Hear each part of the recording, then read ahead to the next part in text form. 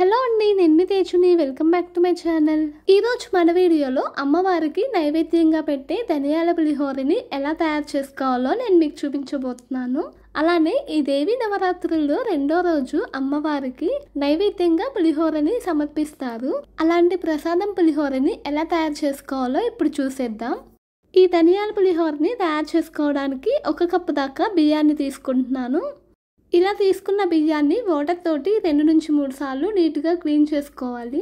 ఇలా క్లీన్ చేసుకున్న తర్వాత ఇందులోకి మనం ఏ కప్పుతో అయితే బియ్యాన్ని తీసుకున్నామో అదే కప్పుతోటి 2 కప్పుల దాకా నీళ్ళని యాడ్ చేసుకోవాలి. ఇప్పుడు ఈ గిన్నె మీద మూత పెట్టుకొని ఈ బియ్యాన్ని ఒక 10 నిమిషాల పాటు నానబెట్టుకోవాలి. అలానే ఇప్పుడు ఈ పులిహోర కోసం ఒక పెద్ద నిమ్మకాయ సైజ్ అంతా చింతపండుని తీసుకోవాలి. ఈ చింతపండుని 2-3 సార్లు వాటర్ తోటి నీట్గా క్లీన్ చేసుకోవాలి. ఇలా క్లీన్ చేసుకున్న తర్వాత ఈ చింతపండు మునిగేంత వరకు వాటర్ని యాడ్ చేసుకొని ఒక 15 నిమిషాల పాటు ఈ చింతపండుని నానబెట్టుకోవాలి. ఇప్పుడు స్టవ్ ఆన్ చేసుకొని ఇందాక నానబెట్టుకున్న బియ్యాన్ని ఉడికించుకోవాలి. అలానే వేరే స్టవ్ మీద పాన్ పెట్టుకొని ఇందులోకి 1/2 కప్ దాకా ధనియాలను వేసి ఈ ధనియాలని పచ్చివాసన పోయేదాకా వేగనివ్వాలి. ఇలా వేగిన తర్వాత ఈ ధనియాలని మనం మెత్తటి పౌడర్ లాగా చేసుకొని పక్కన పెట్టుకోవాలి. ఇప్పుడు ఇదే ప్యాన్లోకి 1 టేబుల్ స్పూన్ ఆయిల్ని వేసుకోవాలి. అలానే 1 కప్పు దాకా జీడిపప్పుల్ని వేసుకొని వీటిని మంచి గోల్డ్ కలర్ వచ్చేదాకా ఫ్రై చేసుకోవాలి. ఇప్పుడు తాలింపు కోసం వేరే ప్యాన్ పెట్టుకొని ఇందులోకి 3 నుంచి 4 టేబుల్ స్పూన్ల దాకా ఆయిల్ని వేసుకోవాలి. ఈ ఆయిల్ కొంచెం హీట్ అయిన తర్వాత ఇందులోకి 1 టేబుల్ స్పూన్ ఆవాలు, 1/2 టేబుల్ స్పూన్ జీలకర్ర, 2 టేబుల్ స్పూన్ల మినప్పప్పు, 2 టేబుల్ స్పూన్ల పచ్చిశనగపప్పుల్ని వేసి ఆవాలు చిటపటలాడేదాకా కొంచెం ఫ్రై చేసుకోవాలి. ఈ తాలింపు గింజలు కొంచెం వేగిన తర్వాత ఇందులోకి 1 కప్పు దాకా వేరుశెనగ గుళ్ళు వేసి వీటిని కూడా ఒక 5 నిమిషాలు వేగనివ్వాలి. ఇవి వేగిన తర్వాత ఇందాక మనం పక్కన వేయించి పెట్టుకున్న జీడిపప్పుల్ని కూడా వేసి కొంచెం ఫ్రై చేసుకోవాలి. ఈ జీడిపప్పులు స్టార్టింగ్ నుంచి తాలింపులోనే ఉంటే మాడిపోతాయి అని చెప్పి నేను సపరేట్గా జీడిపప్పుల్ని వేయించుకున్నాను. అలానే ఇప్పుడు ఇందులోకి ఒక 5 నుంచి 6 దాకా ఎండుమిరపకాయలని వేసుకోవాలి.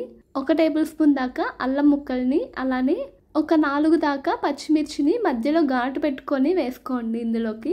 ఇప్పుడు ఈ మొత్తాన్ని ఒక 2-3 సార్లు బాగా కలుపుకోవాలి. ఆ తర్వాత ఇందాక మనం చింతపండుని నానబెట్టుకున్నాం కదా, ఆ నానబెట్టుకున్న చింతపండులోకి 1 గ్లాస్ దాకా వాటర్ని వేసుకొని చింతపండు పులుసుని తయారు చేసుకోవాలి. అలా తయారు చేసుకున్న చింతపండు పులుసుని ఇందులోకి వేసుకొని మీ రుచికి తగినంత ఉప్పుని కూడా వేసుకొని ఈ మొత్తాన్ని బాగా మిక్స్ చేసుకోవాలి.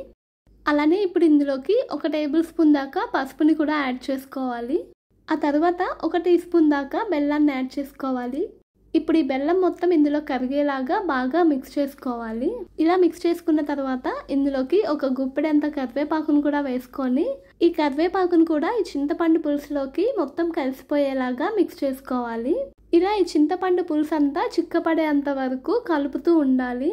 ఇలా చింతపండు పులుసు చిక్కపడిన తర్వాత ఇందులోకి మనం ఇందాక వేయించి పౌడర్ చేసుకున్న ధనియాల పౌడర్ని ఇందులోకి వేసుకొని మొత్తం కలిసేలాగా మరొకసారి మిక్స్ చేసుకోవాలి. ఎప్పుడైనా ధనియాల పౌడర్ని చింతపండు పులుసు చిక్కపడిన తర్వాతే ఇందులోకి వేసుకోవాలి. చింతపండు పులుసులాగే ఉన్నప్పుడు వేయకూడదు, బాగుండదు అనమాట.